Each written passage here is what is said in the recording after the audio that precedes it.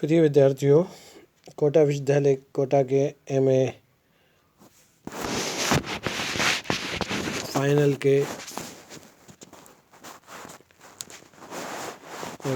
के प्रश्न पत्र कृषि भूगोल, जो एक महत्वपूर्ण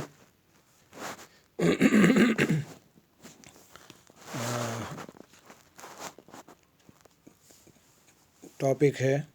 कृषि भूमि उपयोग सिद्धांत एवं प्रयोग की अगर हम बात करें, agriculture land use theory and practice, तो कृषि भूमि उपयोग सैद्धांतिक आयाम के रूप में अगर हम देखें तो मानवीय अर्थव्यवस्था में कृषि का एक प्रकार से हम कह सकते हैं कि बहुत विशेष महत्व है। जीविकोपार्जन की जो प्रक्रिया है उसमें आखेट, पशुपालन एवं अन्य संसाधनों पर दीर्घकाल तक जो निर्भरता है उसके उपरांत मनुष्य धीरे धीरे कृषि विधियों को अपनाने लगा और कालांतर में वो इन्हीं के द्वारा जीविकोपार्जन करने लगा। आज मानव के भरण पोषण में कृषि का प्रमुख योगदान है। इसी पर आधारित अन्य व्यवसाय भी मानवीय क्रियाओं से जुड़कर उसकी आधुनिक सभ्यता के प्रतीक बन गए हैं। कृषि के प्रचलन ने मनुष्य की विभिन्न आवश्यकताओं की पूर्ति की। कृषि कार्य के लिए उसके यायावर जीवन में स्थापित आया। उसने गृह निर्माण करना प्रारंभ किया और कृषि में पशु शक्ति का भी उसने धीरे धीरे सहारा लिया। इस प्रकार धीरे धीरे सभ्यता का विकास हुआ और मनुष्य पशुचारण युग से वर्तमान जो है अंतरिक्ष युग में प्रवेश किया। कृषि का श्री गणेश भी मानव सभ्यता की भांति अति प्राचीन प्रतीत होता है। यद्यपि ये कहना कठिन है कि कृषि का व्यवस्थित कार्य कब प्रारंभ हुआ, किंतु इतना तो संभावना ऐसी मानी जाती है कि आखेट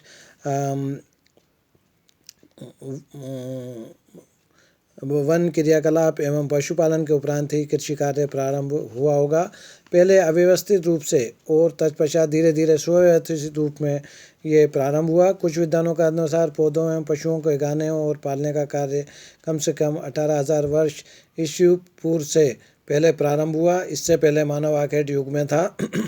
पशुचारण और कृषि कार्य दीर्घकाल तक साथ साथ किंतु अव्यवस्थित रूप में चलते रहे।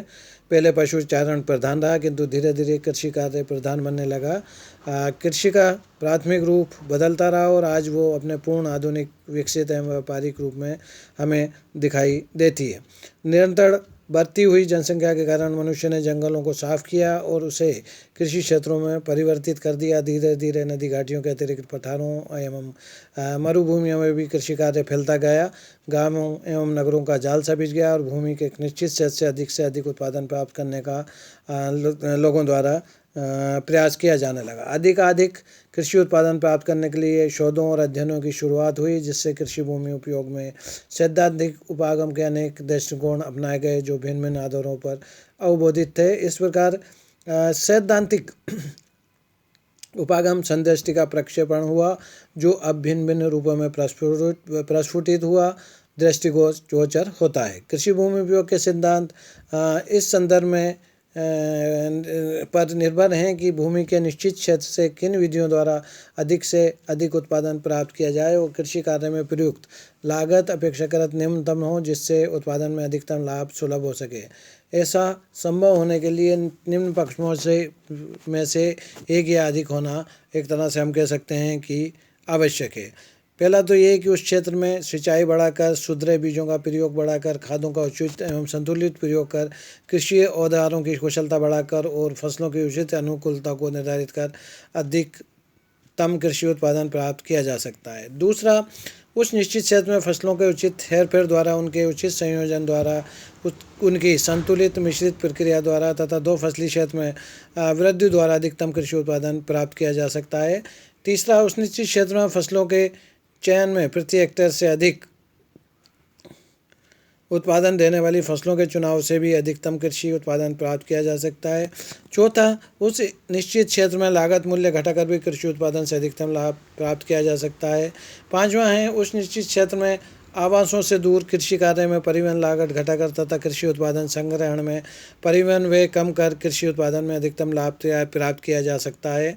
तथा छठा हम लास्ट अंतिम कह सकते हैं, उस निश्चित क्षेत्र में भूमि के प्रकार, परिवहन प्रणाली, श्रमिक संसाधन एवं बाजार प्रक्रिया के विश्लेषणों द्वारा भी कृषि उत्पादन में अधिकतम लाभ का पक्ष एवं उसकी दिशा निर्धारित की जा सकती है।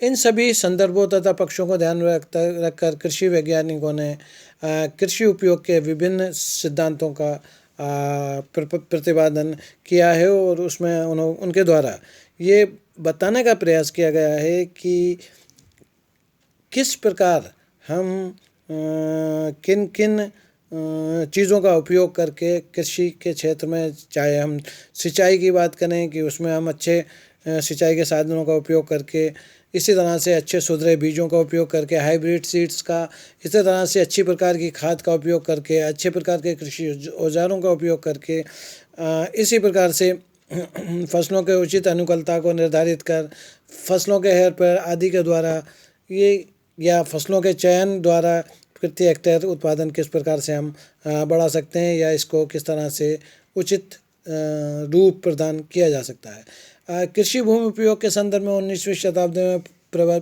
जो सिद्धांत प्रस्तुत किया जॉन हीजरिच वॉन थ्यूनेन द्वारा, जेएच वॉन थ्यूनेन 1783 से 1850 का जो काल था, इनका का योगदान एक तरह से हम ये कह सकते हैं कि विशेष उल्लेखनीय है। ये एक जो थे वॉन थ्यूनेन जो थे वो इन्होंने एक कृषि अवस्थिति के सिद्धांत के रूप में हमारे सामने एक महत्वपूर्ण कार्य किया।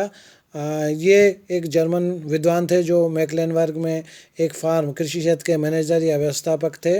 उन्होंने अपने दीर्घकाल के अनुभवों तथा आर्थिक विवेचनों के आधार पर 1826 में कृषि भूमि उपयोग के एक सिद्धांत का प्रतिपादन किया था, जो वॉन थ्यूनेन के सिद्धांत के नाम से एक प्रकार से ये जाना जाता है या उसके नाम से ये प्रचलित है। ये एक जो वॉन थ्यूनेन थे वो एक सुयोग्य अर्थशास्त्री और अनुभवी जो है वो कृषि अर्थशास्त्री थे, इसलिए इन्होंने अपने सिद्धांत में इन दोनों पक्षों का भरपूर समावेश किया है। इनके सिद्धांत में जो है वो हमें कृषि की जो अवस्थिति है उसके बारे में हमें महत्वपूर्ण तथ्यों की जानकारी प्राप्त होती है। हम उनको भली भांति हम जान सकते हैं और कृषि के क्षेत्र में किस प्रकार से सुधार कर उसको और अधिक लाभदायी बनाया जा सकता है, इस क्षेत्र में इनके द्वारा बहुत ही वॉन थ्यूनेन द्वारा महत्वपूर्ण एक कार्य इनके द्वारा किया गया है।